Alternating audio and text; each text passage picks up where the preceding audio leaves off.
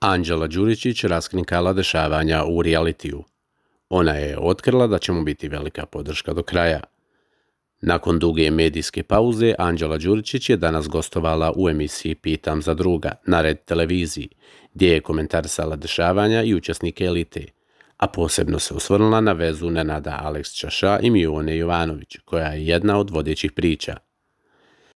Anđela je priznala da bi Miona trebalo da posluša svoje roditelje, koji su strogo protiv njene veze sa Ša, ali da joj je reper favorit u ovoj sezoni realitija.